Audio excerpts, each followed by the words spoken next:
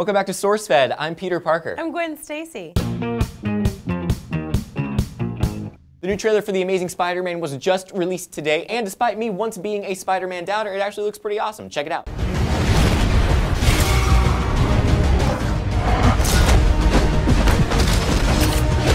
In case you live under a rock, this Spider-Man movie is about a young man named Peter Parker who was abandoned by his parents at a very young age and raised by his Uncle Ben and Aunt May. He's also working through his first crush on a girl named Gwen Stacy, played by the beautiful Emma Stone, and Parker finds a briefcase once owned by his father that sets him on a quest to better understand why his parents left. This is where The Amazing Spider-Man differs from the last three movies starring Tobey Damn It Feels Good to Be a Gangster Maguire. It appears Columbia Pictures has traded in the emo dancing Peter Parker for a Peter Parker that actually wants to understand his past. In my opinion, the first three Spider-Man movies were mediocre. The first was okay, the second was great, the third was terrible. So if you take an average of okay, great, and terrible, you get mediocre. Right, and Batman Begins hit in 2005, and now every movie studio is realizing that people don't just want a guy in a costume and in tights flying around a city fighting bad guys with explosions and terrible CGI. Christopher Nolan taught Hollywood that people actually like stories. And what's great about this one is that they're actually making it more dark and complex, but keeping key elements of what makes Spider-Man Spider-Man. Part of the dichotomy of Peter Parker and Spider-Man is that Peter Parker's a nerd that gets beat up a lot.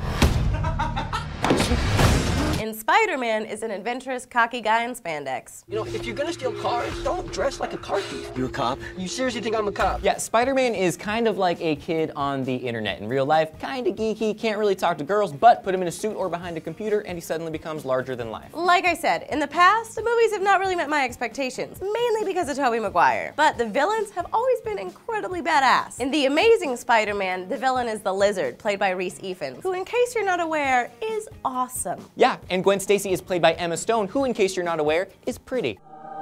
So what do you think? Does this trailer look awesome, or are you still a doubter? Leave a comment down below, click the like button, subscribe if you haven't, and click this annotation bar to keep checking back for more stories. I'm Elliot Morgan. I'm Lee Newton.